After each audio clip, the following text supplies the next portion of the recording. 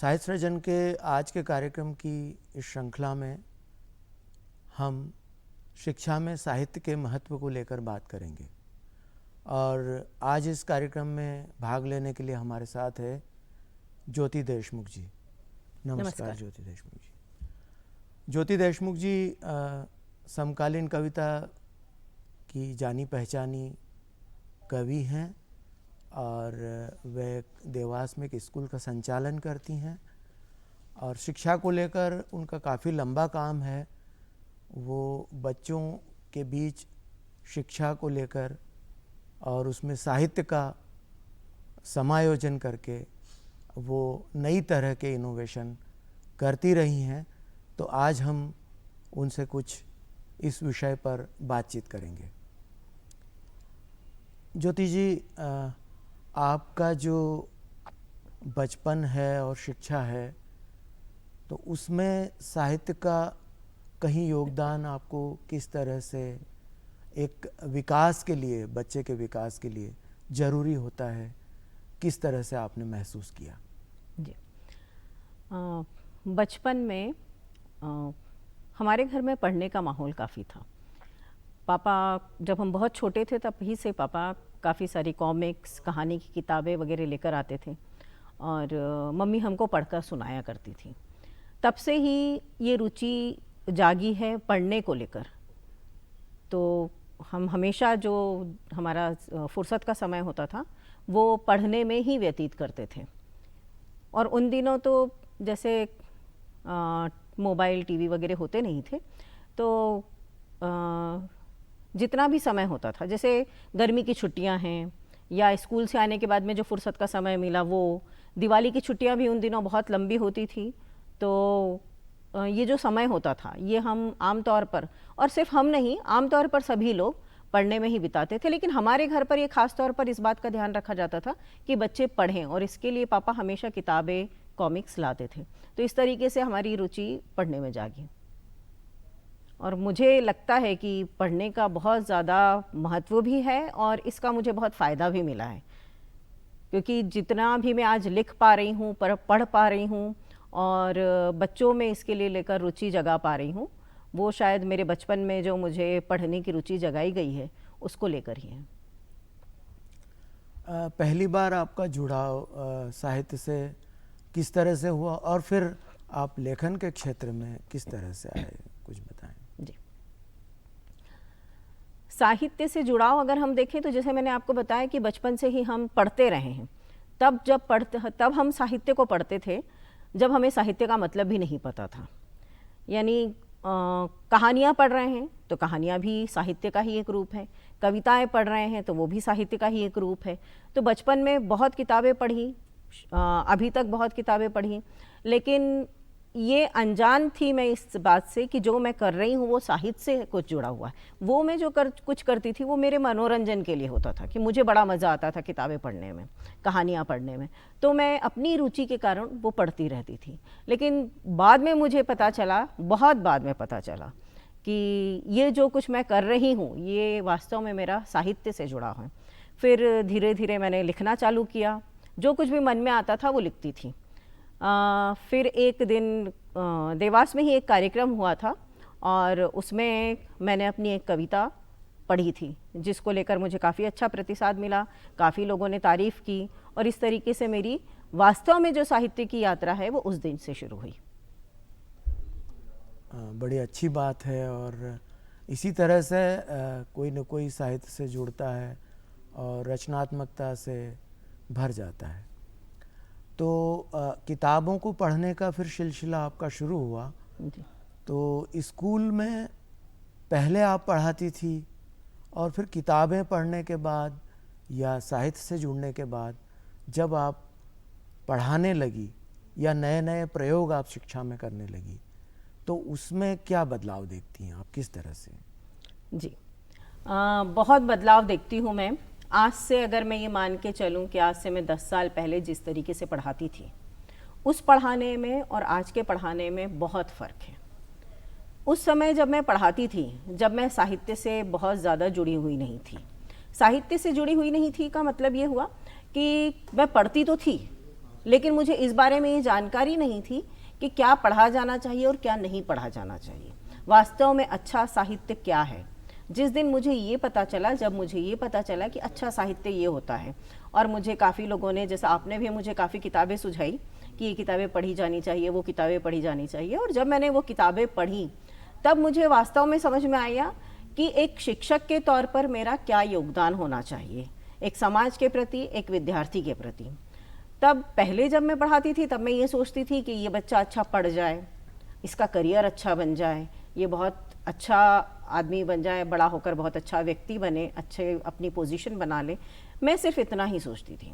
लेकिन अब जब मैं किसी विद्यार्थी को लेकर सोचती हूँ, जब अपने शिक्षक के रूप में अपने कर्तव्यों के बारे में सोचती हूँ, तो मुझे ऐसा लगता है कि एक शिक्षक के रूप में एक व्यक्ति का सिर्फ इतना कर्तव्य नहीं होता है विद्यार्थी के प्रति कि वो उसके पर्टिकुलर उसके सब्जेक्ट में एक बहुत अच्छा बन जाए या बहुत अच्छे मार्क्स स्कोर कर ले, मेरिट में पोजीशन ले आए। ये सारे बहुत बहुत छोटे, हम ये कह सकते हैं, उद्देश्य हैं। वास्तव में अब मुझे ऐसा लगता है कि एक शिक्षक के रूप में मेरा जो अब उद्देश्य है वो ये है कि वो विद्यार्थी जो मेरे पास आया है और वो सारे विद्यार्थी जो मेरे पास आते हैं पढ़ने के लिए, वे सारे एक अच्छे समाज का निर्माण कर सके, एक बेहतर मनुष्य बनकर बाहर निकल सके। अब मेरी सोच में इस तरह का फ़र्क आया है, और वो मैं मानती हूँ कि ये जो फ़र्क आया है ये बहुत अच्छी किताबें पढ़ने के कारण ही आया है। यानी आज मैं जो शिक्षक के रूप में हूँ उसका श्रेय साहित्य को जाता है। बहुत अच्छी बात है। जैसे हम कहते हैं कि साहित्य हमें कल्पनाशीलता देता है, बच्चों के भीतर भी एक कल्पनाशीलता आती है, उससे उनकी जो क्रिएटिविटी, जो रचनात्मकता है, वो एक नई तरह की, यानी मौलिक कह सकते हैं उसको। तो उस तरह से बच्चों में भी क्या प्रभाव आपको, पहले पढ़ाए गए बच्चे जैसे आपके और बाद में इस दौरान जो वो पढ़े, तो ये कल्पनाशीलता और उनकी रचनात्मकता और उसको लेके भी बदलाव बच्चों में दिखाई दिया आपको? जी, बिल्कुल दिखाई दिया मुझे। जैसा हम देखते हैं कि बच्चा जब किताब पढ़ता है ना, तो उसमें ज़्यादा रचनात्मकता आती है बनस्पत वो अगर वीडियो देखकर कोई चीज़ सीखता है उससे। इन दिनों हम देख रहे हैं कि लगभग सभी स्कूलों में AV रूम्स होते हैं जहाँ पर वीडियो के थ्रू पढ़ाया जाता है, विज्ञान पढ़ाया जाता है, साइंस पढ़ाया जाता है। बहुत अच्छी बात है, क्योंकि हम जो मनुष्य के इंटरनल पार्ट्स हैं या किसी भी जीव के इंटरनल पार्ट्स हैं, उनको हम सिर्फ कल्पना के रूप में नहीं देख सकते, क्योंकि हमने उनको कभी देखा नहीं है।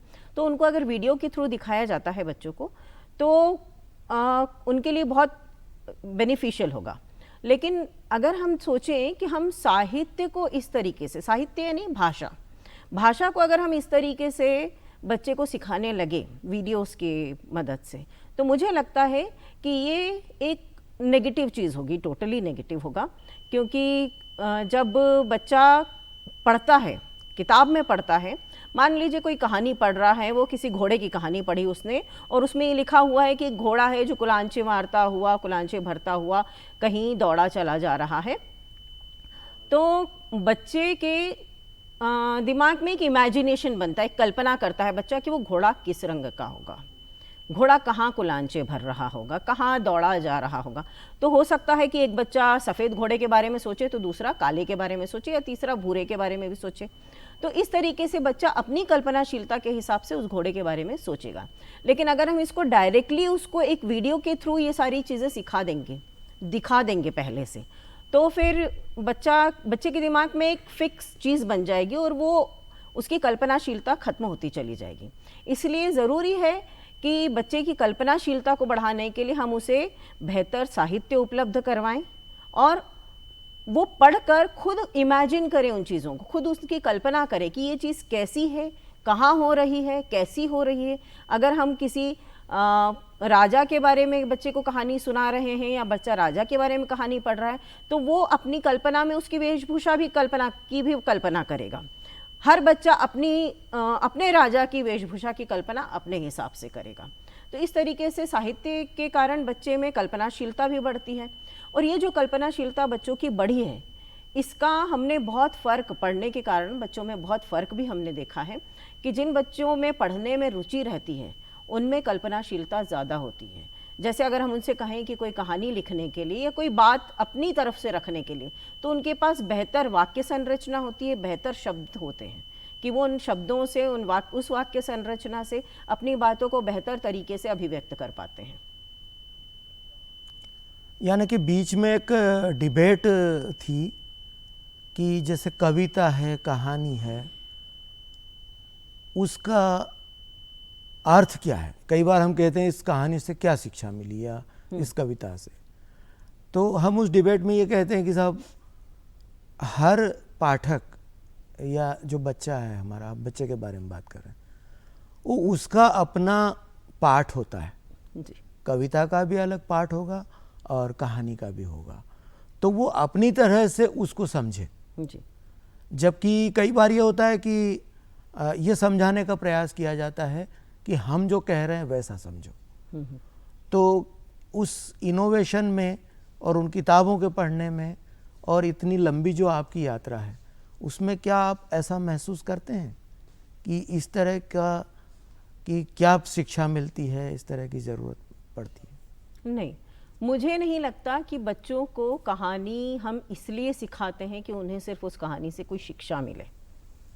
शिक्षा ग्रहण करना बच्चे का खुद का पर्सनल पर्सपेक्टिव है कि वो क्या शिक्षा ग्रहण करना चाहता है, वो खुद कर लेगा। आपको बताने की ज़रूरत नहीं कि ये शिक्षा ग्रहण करो। साहित्य का उद्देश्य बच्चे को एक बेहतर मनुष्य बनाना तो है ही, लेकिन हम पहले उसमें पढ़ने की रुचि तो जगाएं। शुरू से ही अगर हम छोटे से बच्चे को शिक्षा के प्रति धकेलते रहेंगे तो उसमें वो रुचि जो है, पढ़ने की रुचि उतनी जागृत नहीं हो पाएगी।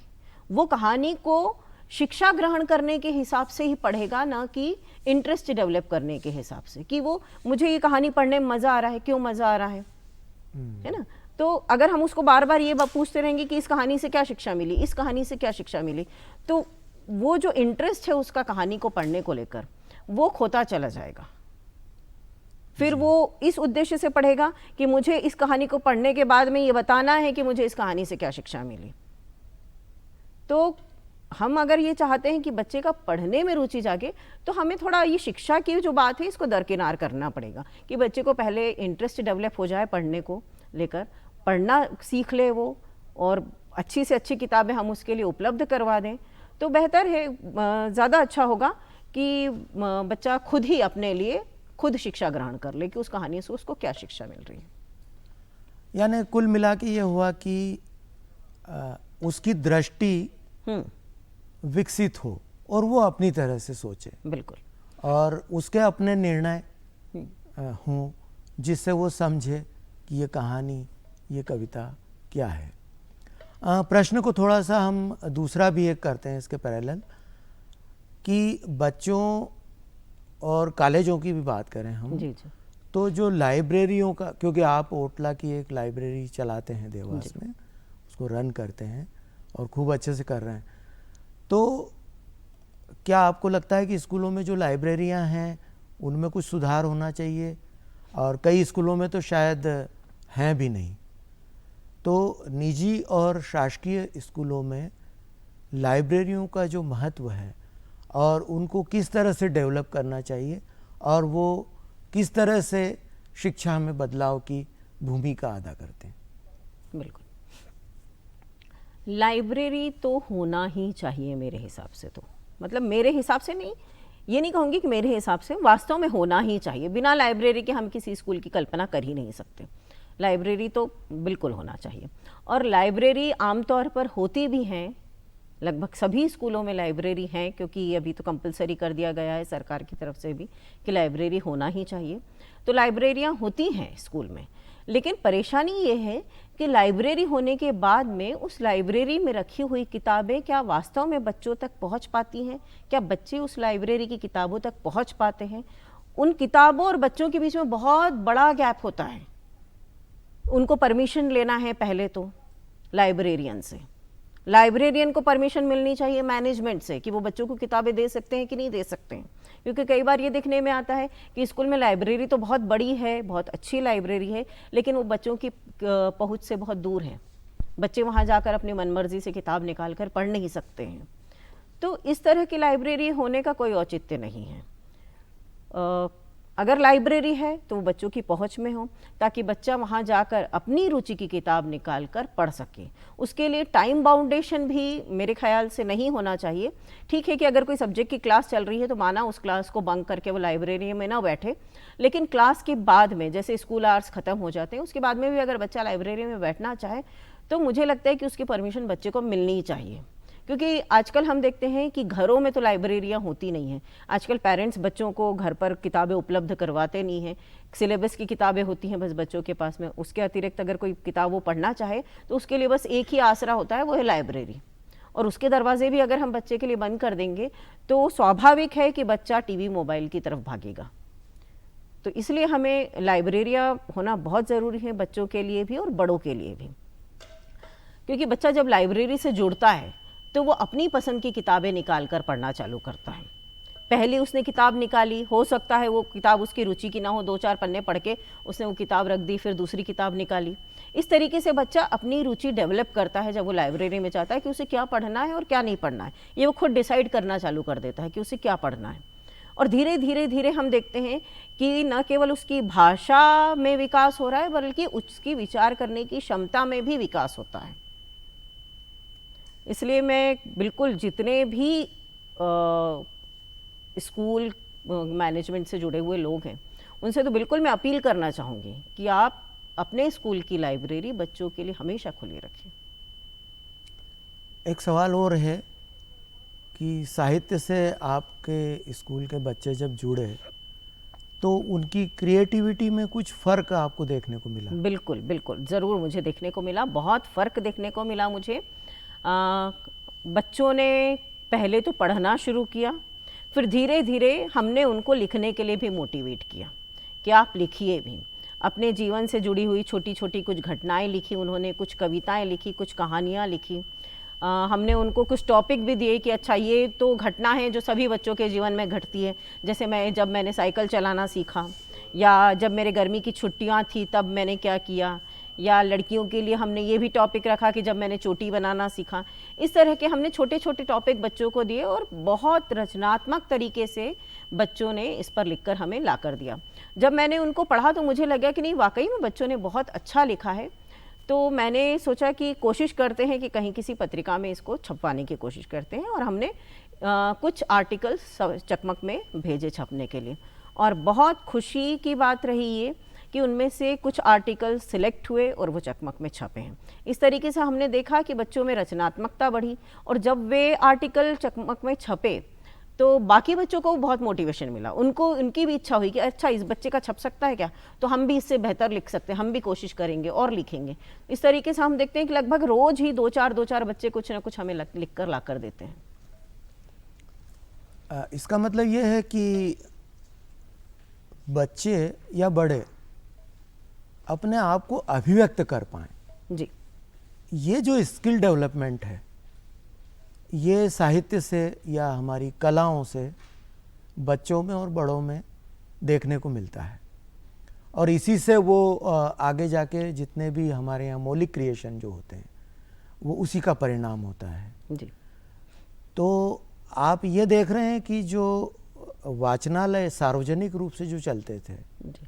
उनकी क्या स्थिति है और उनमें क्या सुधार हमको लग रहा है, क्योंकि आप खुद एक लाइब्रेरी का उस तरह से कर रहे हैं, तो हमें क्या लगता है कि हमें क्या करना चाहिए? जब हम छोटे थे उन दिनों तो लाइब्रेरी गलियों में हुआ करती, हर गली में लाइब्रेरी होती थी, और 25 पैसे 50 पैसे में हम किताब किराए से लेकर आते थे और पढ़ लेते थे।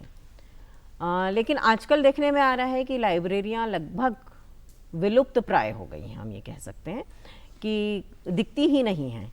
देवास में मेरी जानकारी में 3 लाइब्रेरियां हैं। एक गवर्नमेंट लाइब्रेरी जो मल्हार स्मृति मंदिर में है, दूसरी एकलव्य की लाइब्रेरी है जो इन दिनों इटावा में शिफ्ट हो गई, और तीसरी अपनी लाइब्रेरी है ओटला लाइब्रेरी। तो ओटला लाइब्रेरी में हमें काफ़ी अच्छा प्रतिसाद मिला जब हमने इसको शुरू किया था लॉकडाउन के समय में।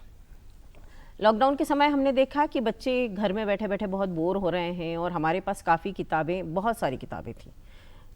तो हमने आसपास के बच्चों को बुलाना चालू किया, बच्चों ने आना शुरू किया, बहुत सारी किताबें पढ़ना शुरू किया, हमने उनके साथ बहुत सारी एक्टिविटीज़ की। तो इसलिए मुझे फिर ऐसा लगा कि लाइब्रेरियों की वाकई में बहुत कमी है, क्योंकि देखिए जो हम अपनी ओटला लाइब्रेरी के आसपास के बच्चे हैं वो तो आ जाते हैं, लेकिन वे बच्चे जो बहुत दूर रहते हैं उनके लिए रोज़ लाइब्रेरी तक आना बहुत मुश्किल है।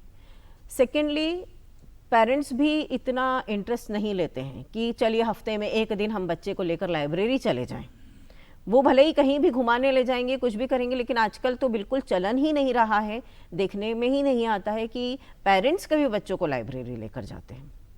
जबकि बहुत अच्छी लाइब्रेरी है और बच्चों के हिसाब से, बड़ों के हिसाब से बहुत अच्छी किताबें हैं, लेकिन ये देखने में नहीं आता है। तो मुझे कई बार ये ख्याल भी आता है कि क्या मैं और ओटला के हम बाकी सदस्य, जिसमें आप भी हैं, हम लोग कुछ ऐसा करें कि कुछ किताबें इकट्ठी करके किसी एक का घर चुन लें किसी कॉलोनी में, और उनके घर पर 10-20 किताबें रख कर आ जाएं और उनसे कहें कि ये किताबें आप संभालिए, आपके कॉलोनी के बच्चों को पढ़ने को दीजिए, और जब ये पढ़ना हो जाए तो आप हमें लौटा दीजिएगा। कुछ इस तरह के विचार भी कई बार आते हैं, लेकिन बहुत मुश्किल काम है, बहुत ही मुश्किल काम है, क्योंकि लोगों का सहयोग इतना मिल पाना। लेकिन फिर भी मैं ये चाहूँगी कि ज़्यादा से ज़्यादा लाइब्रेरी हो, और कई बार गाँव में भी ये देखने में आता है कि लाइब्रेरी नहीं होती है। तो लेकिन खैर, एक हमारे पास में एक राबड़िया गांव है, वहाँ लाइब्रेरी काफ़ी अच्छी। गांव में आमतौर पर लाइब्रेरी नहीं होती है, तो वहाँ के बच्चों से भी मैंने कई बार डिस्कस किया कि जो तुमको थोड़े बहुत पैसे मिलते हैं उसमें से जैसे 5-5 रुपए ही हम लोग अगर इकट्ठे कर लें, हर बच्चा 5 रुपए इकट्ठे कर ले, तो हर महीने में एक किताब खरीदी जा सकती है और 12 महीने में 12 किताबें इकट्ठी हो जाएंगी, और हम मुश्किल से 2 साल लगेंगे, 24 किताबों में एक अच्छी थोड़ी छोटी सी लाइब्रेरी शुरू की जा सकती है। लेकिन इस बात के लिए भी पेरेंट्स की परमिशन लगती है, और देखने में ये आता है कि आजकल पेरेंट्स किताबों के लिए बिल्कुल भी परमिशन नहीं देते हैं। तो मैं सोच रही हूँ कि आगे क्या किया जा सकता है ताकि ज़्यादा से ज़्यादा बच्चों को लाइब्रेरी से जोड़ा जा सके। हम इसके लिए हम तो कोशिश कर रहे हैं, दर्शकों से भी मैं उम्मीद करता हूँ कि वह भी ऐसे प्रयास करें। और चूँकि बहुत अच्छी बात हुई है, आप कविताएं लिखती हैं, तो मैं चाहता हूँ कि आपकी एक कविता भी यहाँ दर्शकों के सामने हम सुने। जी बिल्कुल। अभी आपने जैसे कहा कि साहित्य हमें एक अलग तरह की से चीज़ें देखने की दृष्टि देता है, तो उस दृष्टि पर ही मैं आपको एक कविता सुनाती हूँ। कविता का शीर्षक है दृष्टि।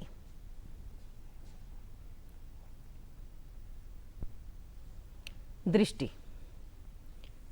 धीरे धीरे चलकर ही हम सीख पाते हैं चलना, धीरे धीरे चलकर ही हम सीख पाते हैं चलना, बोलना सीखने में भी लगता है थोड़ा समय। कब, कहाँ, कितना बोलना आता है अनुभव से, बोलने या चुप रहने से तय होती है प्रतिबद्धता। सुनाई तो देता है शुरू से ही, लेकिन सुनना साधना होता है अभ्यास से। देख देख कर ही सीखते हैं कहाँ देखना, कितना देखना, देखना भी या नहीं देखना। देखे हुए को दृष्टा नहीं, दृश्य की नज़र से देखना। धन्यवाद ज्योति जी, आपने बहुत महत्वपूर्ण रचना सुनाई, और आज हमने साहित्य में, शिक्षा में साहित्य का योगदान को लेकर बहुत महत्वपूर्ण बातें हमने की, और बहुत अच्छा लगा। ज्योति जी, आप यहाँ आए और इतना समय दिया, उसके लिए आपका धन्यवाद, और हमारे दर्शकों का भी बहुत बहुत धन्यवाद।